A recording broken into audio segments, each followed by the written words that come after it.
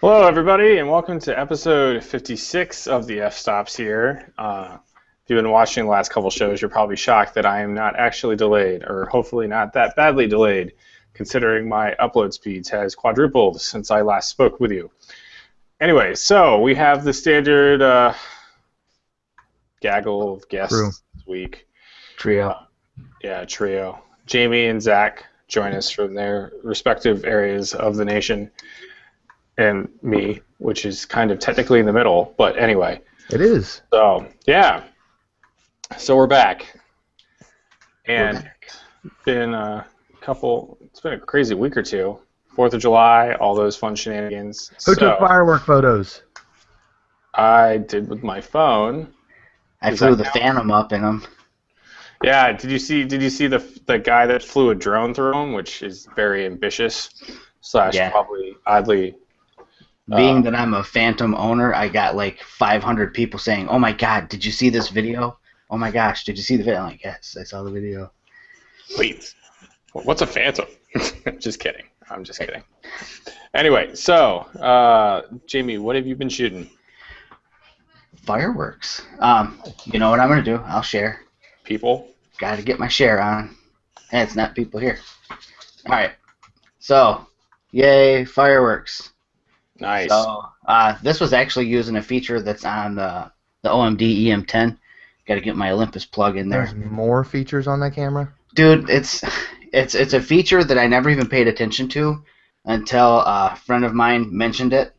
It's called Live Composite. So basically, have you seen these images that kind of made the rounds? I think it was probably like in springtime. They were called like time stacking photos. I think the pictures that were really popular were ones of clouds. It almost looks like, oh gosh, it's not a long exposure, but imagine taking a photo and then you stack another photo on it, and just the things that have moved in the photo are what get represented in each layer. Yeah, I know what you're talking about. Okay, so that's what this photo was. I know it looks just like a super long exposure, but if I would have done an exposure long enough to capture this scene, the foreground would have been like completely fully exposed, because the firework that's kind of on the right hand side, it's a little square thing, there were like 20 shots in that, so the amount of time it took for that to go off made the exposure really long. So what you're looking at here is a series of, I think, like 24 or 25 images that are all stacked one on top of the other, and if you were to do it in Photoshop, you would stack them, and each layer you would make it a lighten layer so that only the light objects and each additional layer are what show through on your base layer. Does that make sense so far? Kind of, yes. Kind of. You don't work in Photoshop much? So, composites are the worst thing in the world to work with. I have to do them with the newborns. Right. So basically what this is, Joe, is it's 24 pictures, one stacked right on top of the other, and the only thing that's showing through from each photo is the brightest part of the image. Okay. Mm-hmm. So my base photo is the trees in the background, the blue sky, my street, the sidewalk, whatever, and then each additional photo that's put on top of that, only the light stuff is showing. So that would basically be the fireworks and my kitchen window in the background there. Okay. So it's about like 20-something photos, and they're all composited, stacked up one on top of the other, and then it's all in camera. So no Photoshop necessary. That's ridiculous. And like I said, so if I would have tried to have done this with Photoshop, or with a long exposure, everything would have been like really brightly exposed. All the trees would have been lit up because of the fireworks, plus a longer exposure. So I figured I'd give it a shot with the fireworks to test it out. But another really cool use for it actually would be to do star trails. So I could just set my camera up to take, like we'll say a 4-second exposure every 5 seconds. So I'll do a 4-second exposure, wait a second, do another 4-second exposure, so on. And I could set it to do that for, like a couple of hours. And it'll stack them all together, and then you get that nice spirally, twisty-looking star trail effect without ever having to get into Photoshop. And then what's actually really cool is you end up with this composited shot as a raw file. So I can still further work with this file and get more out of it. So anyways, Interesting. Now that I said all that, That this is is pretty cool. 4th of July grand finale at my house. And my wife, while the holiday weekend was going on, told me I really needed to actually take some pictures of my kids because photographer, no pictures of his kids that are current. It's kind of sad. So I went out and decided to do a little bit of portrait work, which isn't something that I do a lot of. So I like working with other people and other people's kids. It's hard to work with your own kids because they kind of get tired of dad with the camera all the time. So Don't tell me that. right. And all these were shot with the primes, my Olympus Prime. So this was like with the 45 millimeter 1.8, and it's not shot quite wide open, but it was shot at like f2, I think, which is still pretty wide open and still really sharp. This is with the 25 millimeter f1.8. I kind of like that I can do a wider kind of field of view and still get a shallow depth of field. It was just kind of fun to play around with that. It's my oldest son, Mason, by the way, who knows how to give like a look. He's got the squinch going. Yeah, he does. He watched the Hurley video with me before, so. And here he is doing it again. And you notice he's doing the squinch and the sun is behind him, so he really knows what he's doing. So that's just a couple of the portraits I took of my kids, just so that I can say, hey, look, I did portrait work. And then finally, I guess one of the newest things that I've been doing is infrared photography, which is something I've been wanting to do for a while. And it's actually like a drug. It's pretty addictive. It's to the point where like I go out and I shoot. I'm like, damn it, I need to not shoot something in infrared because I'm gonna play it out too quick. And again, these are all pretty much straight out of camera. I've got custom white balance set up in my camera, and well, it's more than just a custom white balance, but it's a custom. I call it a recipe, basically. It's all been fine-tuned in camera with really high contrast, really high sharpening, and a custom white balance, and then in combination with the infrared filter, and then doing auto exposure lock on a certain part of the photo so I can get like a good exposure. This is what I get straight out of the camera, no processing. So that's kind of what I've been up to lately, infrared, and just playing around with some of the newer features of my cameras, I guess. Sweet. Nice. Zach, what about you? So finally convinced a willing set of parents to bring their newborn child to me. We actually shot a newborn session last night in what I like to call my studio, which is also my basement. You can actually see we're still kind of partially set up behind me. It was really great because I got to experience something that no photographer should ever have to experience a couple weeks ago, about 2 weeks ago. And it was just negative feedback from a client who wasn't happy with their photos. So that was kind of a little bit of a, I guess, an eye-opener for me. And then I went back and I looked, I went back and I thought about it, and really kind of, it all kind of came to a head when I realized that I spent 4 hours at a client's house doing newborn photos for a baby that wouldn't go to sleep. And that was kind of tough because, one, I was at the mercy of their house, which means I didn't have half of my stuff. And two, I was at the mercy of a quickly depleting light source, mainly because I couldn't bring all of the stuff that I normally use to light a session like I do at the house. So kind of decided that from here on out, all newborn sessions will be done here at the house so that I can control the light, because whereas I can't always have perfect natural light and I don't have giant windows to be able to afford that luxury, what I do have is tons and tons of artificial light that I can actually make look like real light with white balance and proper lighting techniques. And so the session that we did last night was really just fantastic. The temperature was controlled by me, the light was controlled by me, the sound was controlled by me, and having everything set up ahead of time was a huge help, because I didn't waste 45 minutes getting stuff set up, which if you've ever shot a newborn session, you know is just an absolute nightmare. And I was able to control all of those variables, and you know, we finished up the session in about an hour. The baby slept the whole time. It was just absolutely night and day from the session with the negative feedback. So that was good. I was kind of happy about that. And then this past weekend, I finally got my my Amazon delivery. I don't have it here with me. It's actually upstairs because I was playing around with it. But I bought a mount for Pentax K lenses for my Samsung NX1100, Nice. which is great because my dad gave me a whole bag of Pentax film stuff a couple of months ago, and so I was able to adapt all the lenses to the camera and pulled out some really nice pictures here. Let me bring those up for a second. I'll pull a Jamie and do my best to show one or two off that came out of the camera. It was really nice because the quality of the images was, on par with the standard NX11 shots, but they had a good quality film in much the same way that you would get out of those lenses. So, this was one of the ones that I was able to snag. A lot of these were edited in what's the new Nick effects Analog tool? effects. That's it. And Pro 2, the new one that they came out with. So that's kind of where they're getting that that coloring from. But I really liked it because most of these were shot at right around f2, and just the lenses that I use are about 40 years old.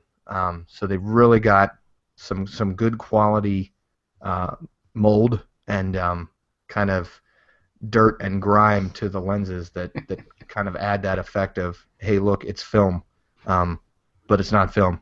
Now I killed the batteries in the NX1100. I shot so many, so I did end up shooting film. So I got to pull a joke. Is that Dead Rise beer any good? I'm actually drinking one right now. It's pretty fantastic, actually. Really? If we can go off on a tangent here for a second. Yeah, it's got real subtle hints of Old Bay, and you really only get them in the back end of the beer. Other than that, it pretty much tastes like an IPA. Gotcha. Okay, cool. Nice. But the mount was really cool. It was $15. Well worth every penny spent, especially because now I've expanded the amount of lenses I have for that camera. They are all full manual focus, and so there's no autofocus, no auto metering. That's all done. Well, the metering's okay, and the white balance is okay. It's really just the autofocus. Does the Samsung have focus peaking, or do you have like a magnifying mode that you use to help nail down the focus? The later ones have focus peaking. The NX30, I believe, does, as well as the 300. Mine does not, but it does have the magnification, which is cool. Fantastic. Yep. Doesn't work so well with animals or anything moving, but I kind of elected that anything done with these lenses is going to be still, or adults that don't move. So probably a good plan. Yeah. So really really cool stuff. Really kind of excited to use that. It's just funny seeing a camera that's so recent with 40-year-old glass on it. But especially your camera because it's white, so right, it's like right. It's like this crazy future meets past thing going on. It's pretty cool. And literally, some of those lenses are so old. The grip is coming off of the barrel grip is coming off of them. They've just been beaten to hell and back. I mean, my dad used them growing up, and the bag even had the original receipt. And I think the whole package, bag, camera, like 3 or 4 lenses, cost him about $200, which made me want to throw up. Wow. But it was really really cool. Yeah, but it's like $200 in like $1960? Sure. Yeah. No, I totally get that. But 1970. Whatever. You get the point. So yeah, good stuff. That's kind of what I shot. I did. I got to shoot a wedding last Wednesday. It was right after the show that we didn't have. It was really really cool. It was in the Willard Intercontinental in DC. It was very quick and elegant, incredibly elegant wedding. But it was really cool because I was a second shooter, which I don't get to do a whole lot. It's a neat experience being a second shooter sometimes. So takes a little pressure off. It does. Do you get a little more creative freedom? Do you feel when you're being a second? Absolutely, yeah. Because I wasn't relegated to taking portrait shots. I got to actually interact with more of the crowd rather than the couple that got married. So it was kind of nice to Just have some of the capture, pressure gone for a little while. Yeah. yeah, details and moments Yep. rather than money shot, money Cake was shot, money gorgeous. shot. The table, it was like huge, long table you would see out of Game of Thrones or something. So just some of the shots I got with the 35 millimeter, just stretching the whole length of the table was just, it was incredible. Cool. If they were my photos to share, I would be sharing them, but I don't have that permission yet. So that's about it. Joe? Sweet. Had some friends over for the 4th of July shenanigans and had my camera out, took a few shots. Recently, actually, I've been messing around with the EOS M. When we had Josh and Jason on the show, I wasn't able to mention that I was actually at the wedding that Josh was shooting recently from a video standpoint, and I brought my M along just because old habits die hard, I guess. Not hard enough.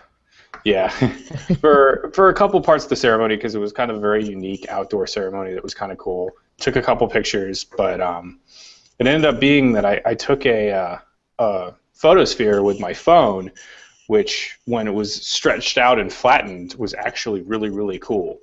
So I've been getting into kind of mastering that a little bit. I went to a Dave concert a couple weeks back. Got another really cool one from there. So it's been interesting to kind of mess around with that feature. And I'm crying a little bit on the inside about the death of Aperture and trying to figure out how I can actually rescue my library since it took me so long to get my hard drives fixed that my Aperture library won't even open anymore because it's so old. So if anyone out there listening has any idea how to fix this before I go to the Apple Store, I am definitely willing to listen. But, So just because they're killing off Aperture doesn't mean you're screwed. I mean, you can continue. Right. Well, no, it's true. I just need to get off my ass and figure out why. You're not using Lightroom. Correct.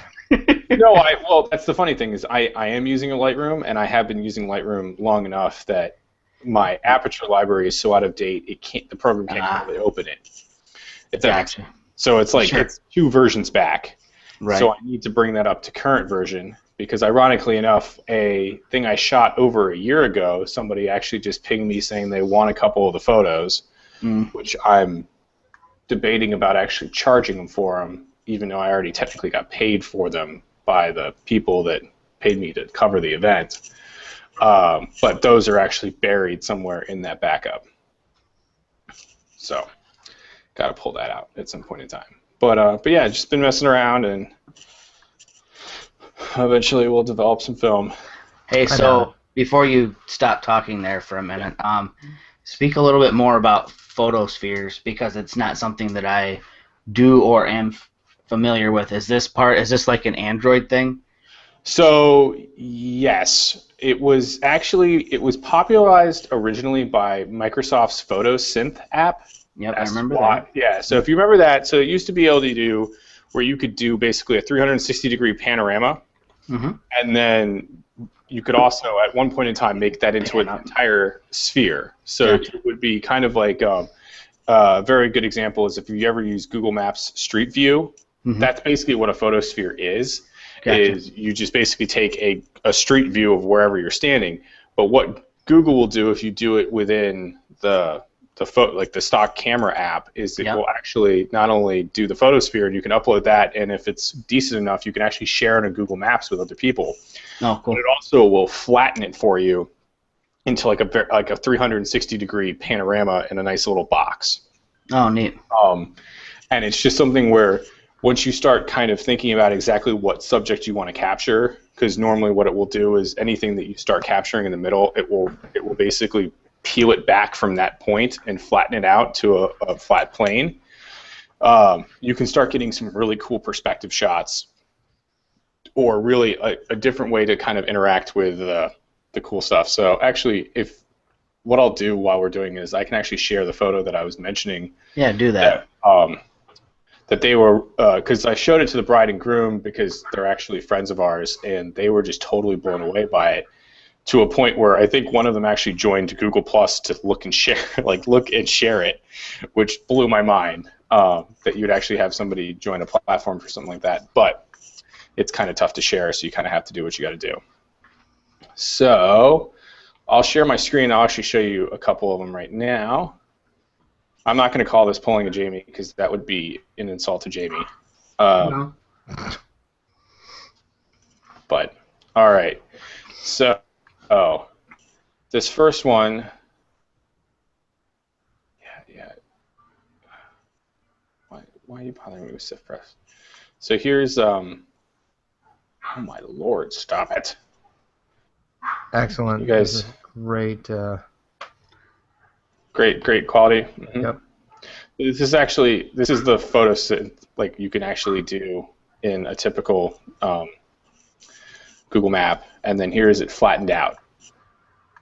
So I do like the way that they render them, just because it's kind of a different perspective, Sure. and then they'll have some very interesting stuff in terms of how it looks. So like that was the inside of a stadium, so some of the warping can get very odd. Sure. Now, how are you doing your little planet photos? Is that same way? Is it something within Android as well? So the cool thing to do something like this, you would actually do a 360-degree photosphere, and then there's a setting that you could actually make this into what's called a tiny planet. Now, this was actually originally popularized by the app Tiny Planet in iOS that Google promptly stole the idea for. I mean, it definitely happened on the iOS before it happened on the other side. But yeah, to me, this is something I find really, really cool, just because it's also a very unique perspective on a typical photo. And if you do it with basically a flat plane, you can do a nice circle where something kind of pops out of this. So if anybody, so this one right here with the amphitheater, is that an amphitheater or a barn? What is that? Amphitheater. Okay, so it's an amphitheater. Yeah. Now so here's a pano. Now, for your tiny planet photo, did you know that the perspective warp would give you that exact look right there, or did you just do that and then it popped out of the app and you're like, wow, this kicks ass? It was just luck, or what? I mean, how do you plan for that? So I had a feeling it was going to look that way, and I'm trying to actually. Where's my cool photo? Trying to figure out where. So when I actually took this, what I did is I was standing right here, obviously, and I started taking a picture of this kind of amphitheater and then rotating it around. So I had a feeling that this was actually, based on some of my prior ones that I've done, that this was probably going to pop out of that globe, and everything else was going to be kind of tiny, because that's where I started the actual photosphere from, and then wrapped it around.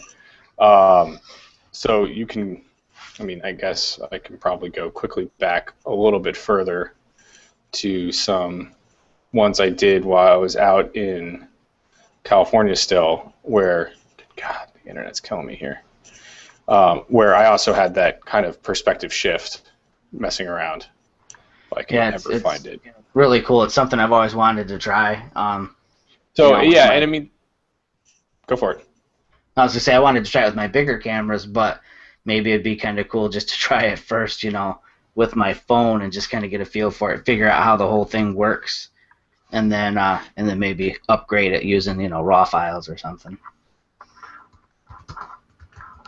Right. Yeah. So I totally agree with you. That's something that I'd love to learn how to do, is kind of do that stitching in Photoshop as opposed to doing it on my phone, because obviously you're limited to the resolution. But at the same time, it's definitely something really fun to mess around with. So speak of the devil, actually, hold on, let me screen share one last time, because I finally found it. So here are some other ones that I did where you can really see the perspective of like the building you start with compared to anything else. That's so freaking insane. Yeah, so it's kind of like just random stuff, but yeah, so it's definitely fun to mess around with, because if you do it right, you can definitely have it where if you're standing close to things, those things kind of pop off the globe, while other things are kind of tiny. Right. And so and this was all made within a typical So this one was actually this file right here merged into a circle. Crazy enough. So let me flatten that back out. So it's this file right here is what I used for the one that I just showed you. So Wild. anyway, So wild. Yeah, it's a really Yep. neat, really neat effect. Especially if you can actually get it to look as good as the pictures that Joe posted. Yeah, that's just the thing. I mean, I can Most see of the myself time- It takes a trying little it bit and of- getting nothing like that. Yeah, So most of the time, it looks like it's been cut here or there. Or there's chunks missing or everything else. But those were really good that you posted, Joe. I really like you must be really Oh, good at pivoting around the waist, you know. Oh, so the great thing about it is when you're actually doing this, you're just normally it's just me, and sometimes it's even great because I'm wearing glass. I'm just standing in a circle and I do like 3 rotations. So it's either like up here, then it's down here, then it's down here, and I'm So- sure I get very bizarre looks. So you're doing this with glass? No, I'm usually wearing glass when I do this half the time. Okay. Now, the cool thing about glass, though, is if I actually take 3 pictures that can be merged in terms of a panorama, glass will auto-awesome it That's awesome. and just drop that into Now- my photo. So when you do that, I can just kind of picture you standing with your finger on the top of your head like this. rubbing Yep. his stomach and patting his head at the same time. Yeah, something like that. So, Cool. yeah, it's definitely something where it's fun and, it takes a little bit Got of me wanting to practice. try it, so It's totally worth it. It is actually totally worth it. and I've got the perfect spot to do it, and it's not the bathroom, so it'll be cool. Well, that's good. My weird sense of humor. Well, you should try it out like by the barn or something like that. Because are you operating an Android phone or did you go to iOS? I forgot. I feel like Moto you are. X. Moto Moto X. Yeah. So if you just Yay. download the Google camera, you can go mess around with it. Sweet. Yeah, I'm gonna definitely. Very cool. Thank you, Joe. Not a problem. It inspired me to go do better. Wow. It's probably the first time ever. No. But hey, got to start somewhere, right? Hey, so I am going to assume that you guys have heard all about this whole controversy with the shoot and share guy, Dave. What's his face? His name I'm spacing? Maybe not now. Wait, what? Who? Okay. Shoot and share. So, are you familiar with shoot and share? Mm-mm. No. Really? So Jamie, sorry. This is the photo that I shared with them. Okay. I finally found it. That's insane that that you got that from that. Cool. Yeah, so I was standing like basically in the middle of where this this aisle was, and then you can tell that people were moving, so that's why I have like this guy cut off at the waist. Yeah. But Or he's a ghost. or he's a ghost. Could be. But yeah, so the nice thing about it is you can definitely get some really cool, like really crazy perspectives that Cool. you wouldn't normally be able to get. Super cool. So yeah, so back to shoot and share. Sorry, Zach. Shoot and share. Right, so Shoot and Share is a company that was started by a former wedding photographer who goes by the name of David J. Shoot and Share is a service that allows photographers to focus on service and sharing their photos with their clients. It's basically another type of proofing software like Zenfolio or what's the one that I reviewed that I hated? Smugmug? No. Sorry. No. I just don't know of any other ones, so. Well, ironically, Zenfolio just is getting ready to raise their prices too. Yes. It kind of sucks. But anyways, so Shoot and Share is this site. It's basically just another one of those sites where photographers can share their stuff. It's real big because of the community. But there was some controversy that came out this past week where David J., the founder of Shoot and Share, made a statement on his Shoot and Share Facebook page, and I'll read this here verbatim.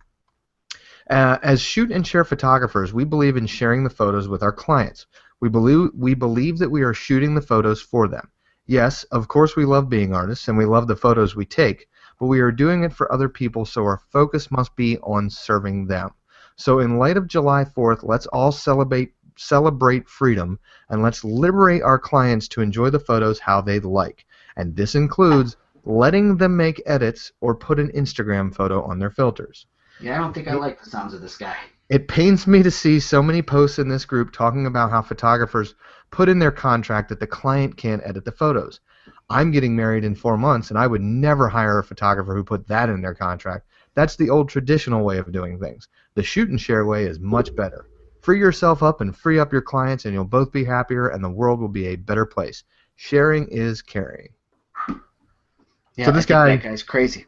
so he did end up kind of coming out on the 7th, which was yesterday, and making another statement, basically saying that he wanted to make sure that the clients were getting what they wanted, and that by allowing your clients to edit the photos that you took for them was basically your client's way of saying how impressed they were with your photos. So impressed that they wanted to make it their own and really be proud of that.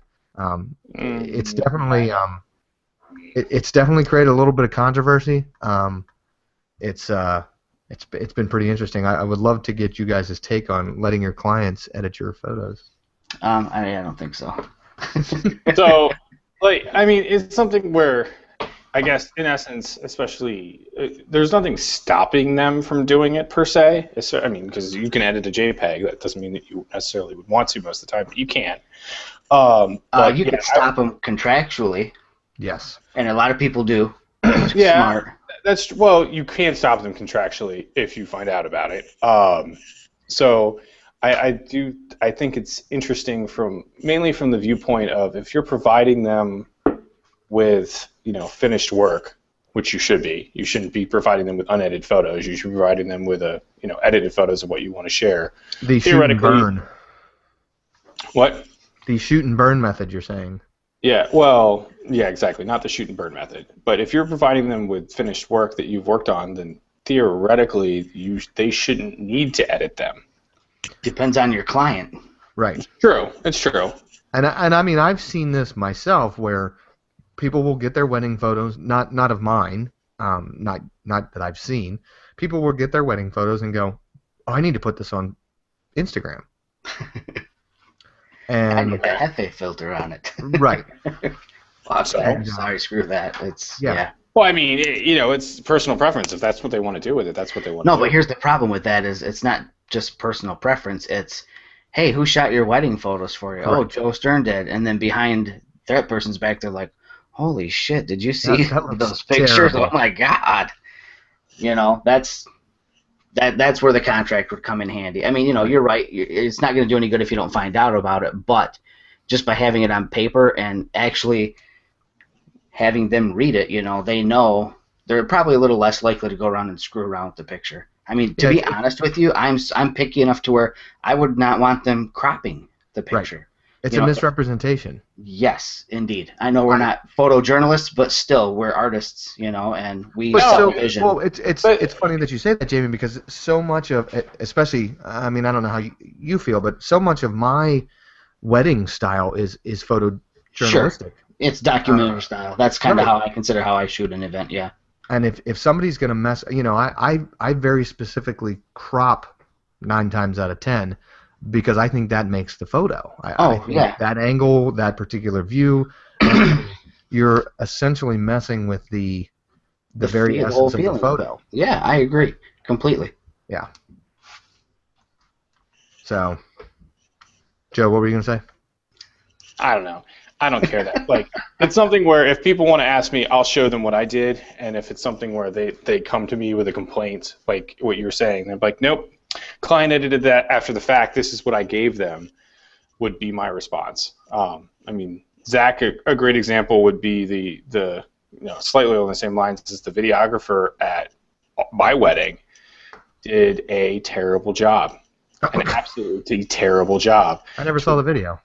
Well, there's a reason you never saw the videos because we didn't share it because it was that awful. So it's actually to a point where when we got it, the first thing out of my wife's mouth was, "You need to recut this."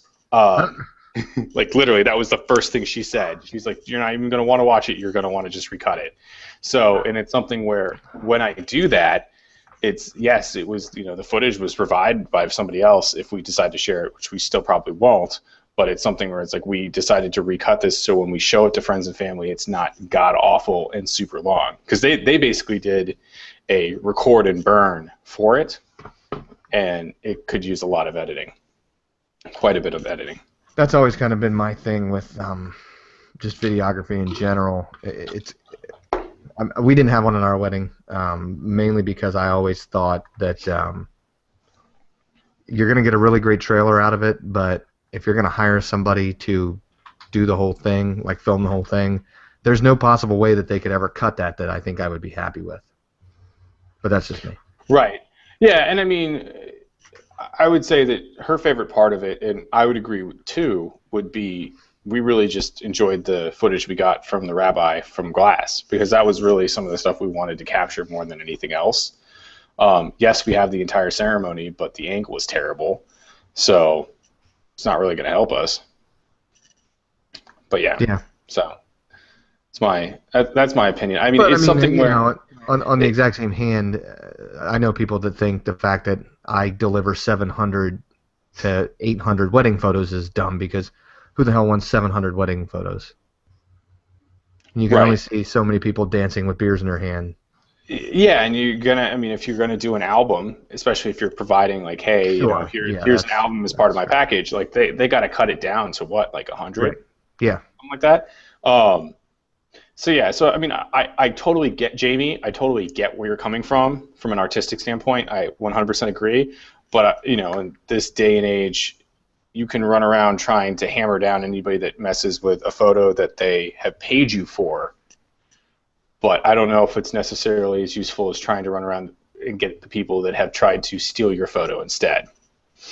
Like, I would be more concerned if somebody stole my photo and passed it off as their own, even if they did edit it, than if somebody paid for my photo and turned it into a black and white. Like, all right, you know what? You want to do that? Whatever. Like, but see, that's what the photographer's for. I mean, true. I have it expressly written in my contracts that if you want something like that done, unless it's in the first round of edits, that's extra. That's extra work. And that's there so that the integrity of the photo isn't damaged, for the exact same reason that Jamie said. I don't want somebody, 5 months down the road going, oh, hey, who did your wedding photos? Mm-hmm. We're looking for a wedding photographer. Can I see them? And they see them, and I've just lost business because some jackwagon Instagrammed the hell out of the photos, and it's a representation of, my work. It would essentially be like me taking a Picasso and dumping a can of paint on it because I thought it looked better with blue paint on it instead of the original print. I wouldn't do that. Okay. Would you? Would you ruin a Picasso, Joe? Would I ruin a Picasso? Yeah, maybe. If I liked it better. But I mean, here's the thing. Yeah, I don't know. Like, to me, it's something where I'm also the person where I'd rather take a picture myself than buy it from somebody else, if I can, and it's within reason. So, I don't know. I mean, it's something where, to me, I understand where you guys are coming from, but for some reason, I just don't find it that big of a deal. And that may be the unpopular opinion, but I just don't find it that big of a deal. Like, you know what?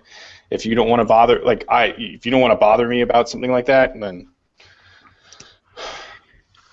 what am I going to do? I know plenty of people like that, so it's not just you. And it's not necessarily the unpopular opinion. It's just, I grew up with like an art background. Art's always been a part of my life, so to me, what I make it's really, really, really personal.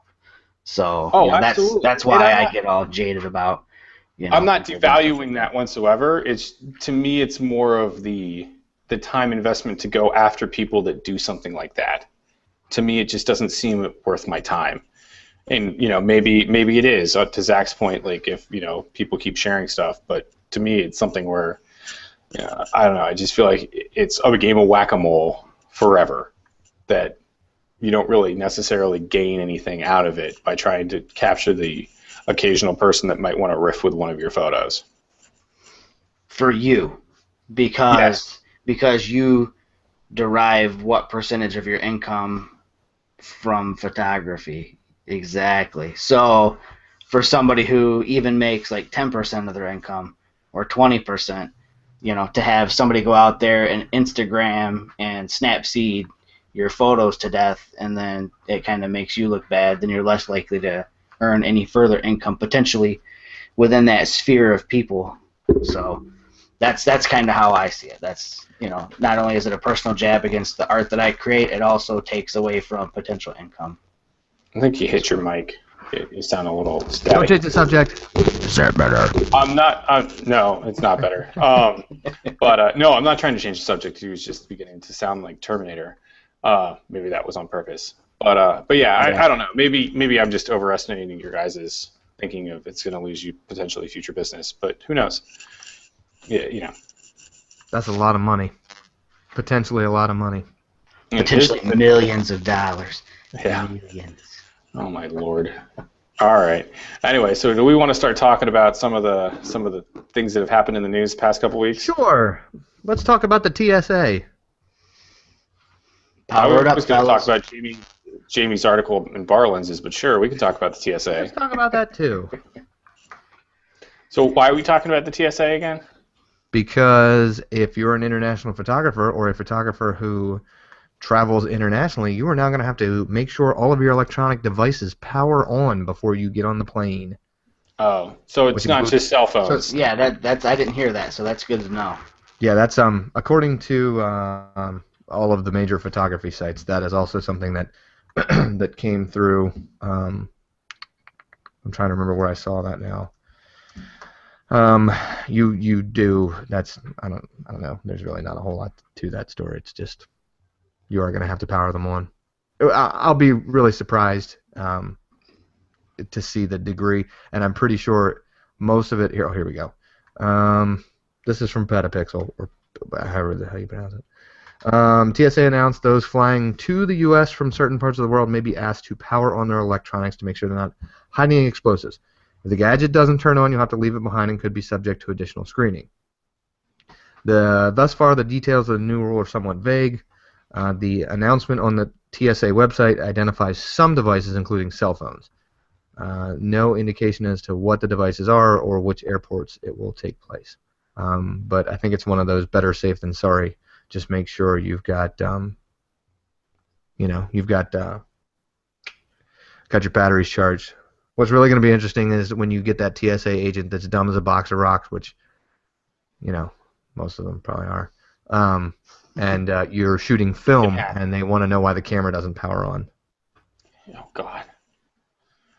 Yeah. Well, hopefully you'll realize that I'm having my film screened by hand would give that away, but. Well, I mean, as somebody who has been stopped and had their bags searched because of camera equipment, I totally like. It's one more step. It's not a big deal. Most of the time, my cameras are charged anyways when I'm traveling, just in case I need to shoot something when I land or in the airport or anything like that. So it's not a big deal, but it is kind of scary. Just that there's more and more. How long is it going to be before cameras can't be carried on? Ew, don't even Well, say I'm that. sure as hell not checking one ever. So. Well, People if said it that gets to about that guns point, too. start investing in Pelican, fellas. Yeah, really. Yep. No, that's true. Very true. So, Jamie, I heard you wrote an article on bar lenses that I didn't read, but I heard you wrote one. I read it, dickbag. I was gonna say, what an asshole.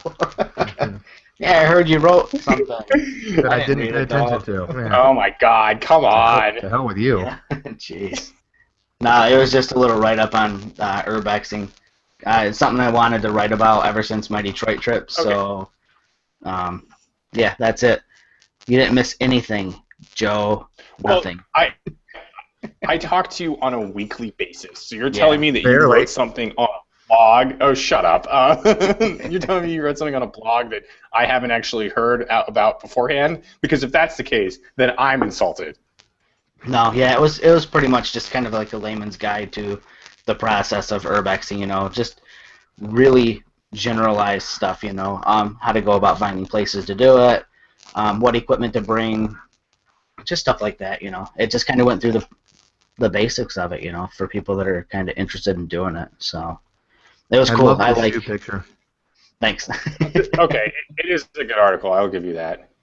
I'm more curious about. It's cool because there were a lot more photographs. I mean, I submitted a bunch of photos with the little write-up, and I just figured, I just kind of tossed out there, just add in whatever photos you want. There were a couple that were key to the article, but then there were just the rest were filler, and then pretty much most of them all made it into the article. So it's pretty cool to be able to see that much of my work on their website. It was pretty cool.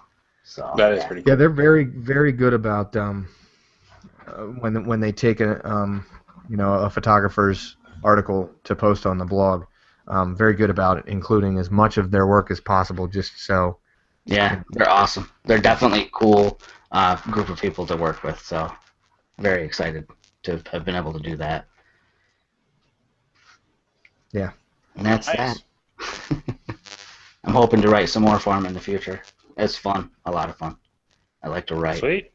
I forgot I got a post up there too. Not to toot my horn. But.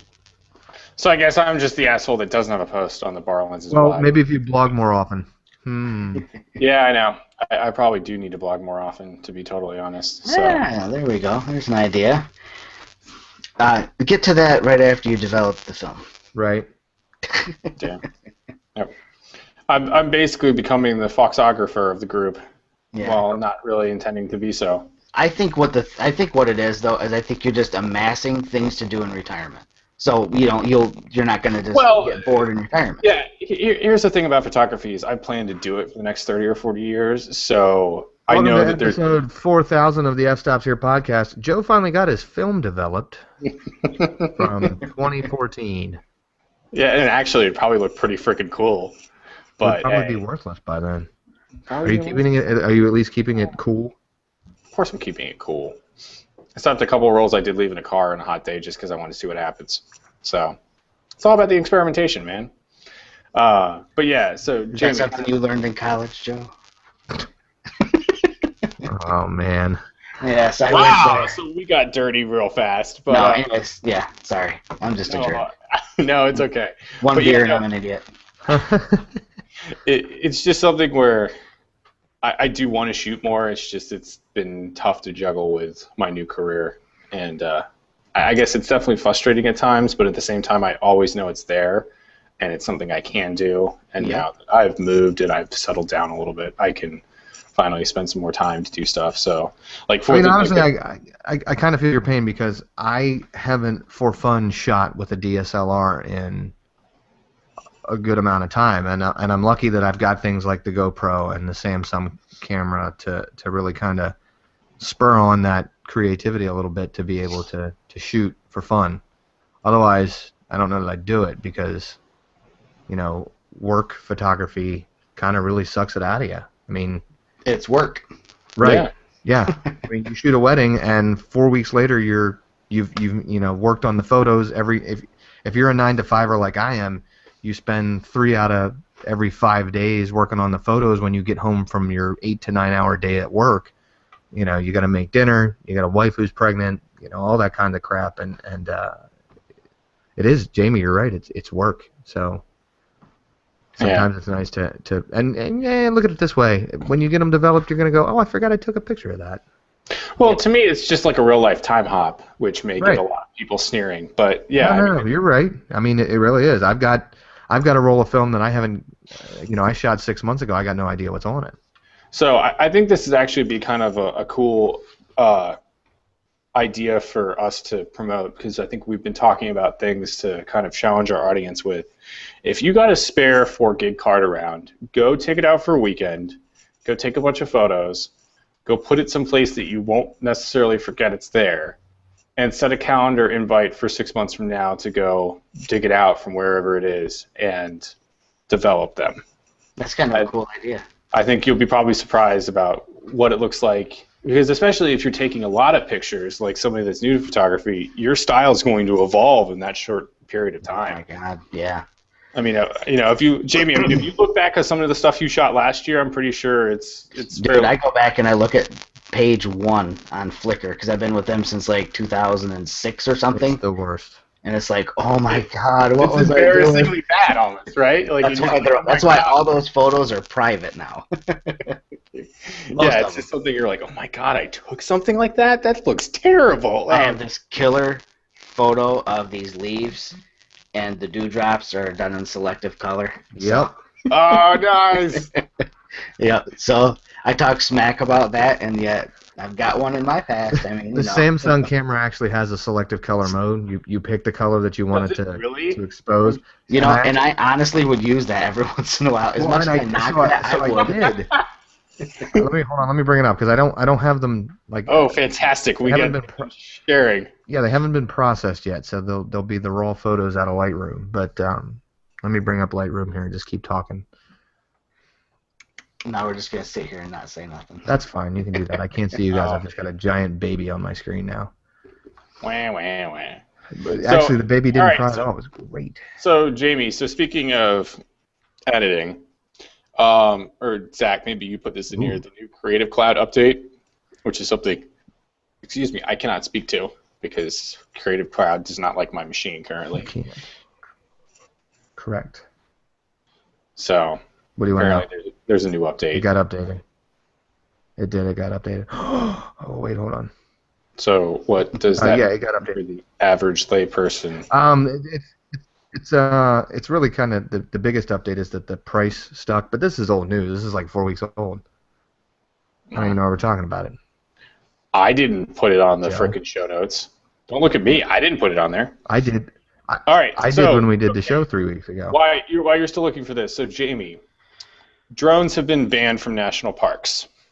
Yep. What do you feel about this? Also, there was a drone that managed to somehow spy on a woman in Seattle, but we're just going to call that as somebody. Okay. Somehow. Let me speak to both of those. Number one, the national parks issue. Yeah. I'm totally fine with that. Most people go to national parks to get away from all that crap, that's going on in the city or whatever, I mean, I'm not going to lie. I would totally kill to be able to take my drone to Sleeping Bear Sand Dunes National Lakeshore here in Michigan because it's ridiculously beautiful, and then that's just from the ground. I can't even imagine what the shots would be like from 100 feet over it. It would just be like mind-blowing, but it's just not going to happen, and I'm fine with that, because I don't want to take away from everybody else's experience there. The Seattle deal, what kind of camera was on the drone? Do we know? I don't know. I don't think it was a good one. I'm assuming it was like a wider angle built-in, probably. Yeah, so unless it was like pretty much pressed up against the glass, you're not going to really see much. I mean, I can share some beach photos that I took with my Phantom from 3 weeks ago. We were at the beach, and I was flying right along over the top of the beach, and people are so tiny, it doesn't even make sense to even try to see anything. Right. We should probably. I'm just going to go ahead and cut you off here. The woman came out and said that, well, you know what? Maybe I lied. Maybe the drone wasn't actually spying on me. Really? Yeah. Really? That's awesome. She says, initially my response was, that's kind of cool, and then I very quickly registered that there were cameras on it, and then I very quickly realized I was not fit to be on a camera at that point, and that's when I called the Seattle police within 5 minutes of hearing of the incident. I let them... Oh, the photographer says, I called the Seattle police within 5 minutes of hearing of the incident. I let them know my name, my phone number. They said, thanks for the call, and laughed it off. Yeah. All right, so they actually talk to each other. That's the beach that was pretty low. I think I was only like probably 50 feet up or something like that. Right. So it's just really, that makes total sense. Like, I mean, I didn't have any parents running up, hey, you freaking perv, you're taking pictures of my naked kids or my kids. I mean, I don't know. Naked kids on the beach, huh? Well, I mean, I think there were a toddler or two at one point, sans diaper, running around at some point. Nobody was freaking out, so. I think this kind of just goes back to there seems to be a resurgence in camera phobia in the American public in general. Yeah. Like just that you have a camera automatically means that it's something bad. And I mean, yes, we've been seeing this with police because police keep forgetting that we can legally photograph them doing arrests if we're not getting in the way. But it seems like it's kind of spreading to the general public. Like if you have a camera, well, what are you taking a picture about? Why should you be taking a picture? And I don't know. I find it a little bit concerning to some degree because it's not always necessarily affecting people, especially to their detriment. pervert. Thanks. Okay. Oh. I don't have those. I don't actually have those pictures because they were shot in RAW, which means none of the JPEG processing got picked up. I have them on the camera still, but I don't have the camera with me right now. So we'll take your word for it then, huh? In much the same way that if you shoot a black and white photo on camera in your DSLR when you upload it, I learned this like a year ago and didn't realize it. If you shoot a black and white photo in DSLR and then upload the raw file's in color. Yeah. That sucks. Yeah, you basically get a JPEG preview in black and white. Right. Interesting. The nice part is if you shoot RAW and JPEG, you actually do have the black and white, as I have the selective coloring photo. Right, but if you're shooting in black and white, you don't get to necessarily choose what color is the black and white part, though, right? Say that again. So at least in Aperture, I haven't really looked in this in Lightroom, but I think it's the same. It can be like black and white red. It can be black and white. Well, that's all dependent. No. You're thinking of color filters for black and white photography. Right. Zach's talking about actually selective color. So right. There's a difference. Okay. So, and if I do selective color red, anything that's red in the photo stays red. Okay. Now, how well does that handle gradients? Because I know that's one of the things that, like, trying to do, like, you know, a little bit more advanced than my dewdrops on a leaf, selective color, you tend to run into things where, like in post, like in Photoshop or something, you end up with things that start to fall off from whatever. It looks like fingers. God, yeah. It's actually pretty good. I was really surprised because, you know, my basic understanding of the color wheel from like second grade was that orange was made up of red and yellow. So if I picked red, I figured some of the orange would show up. So, you know, there's a picture of an orange basket sitting next to a red Solo cup. Mm-hmm. The red cup is the only thing that's red. The basket didn't show any color. It remained black and white. So it's nice in the sense that there's no bleeding, but it is kind of disappointing in the fact that there's only primary color selective coloring because it's the RGB, right? Which isn't primary colors, but you know what I mean. Yeah. So you only get those particular colors selectively colored, which, again, I should slap myself for doing selective coloring, but it was just something I wanted to try because I wanted to see how it handled the film lenses. Suffering for the sake of art. Right? All right, guys. Well, it's about that time to wrap up. Oh, my gosh, already? Let's just keep it going for another 2 or 3 hours. Yeah, exactly. I don't have any more beer, so we better just stop now anyway. So. Yeah. Who needs sleep? All right, so Zach, you want to wrap it up for us? So thanks for checking us out. If you enjoyed the show, go ahead and give us a thumbs up on YouTube or however they rate people now. Subscribe to our channel. Try to tune in as frequently as we do, which isn't that frequent.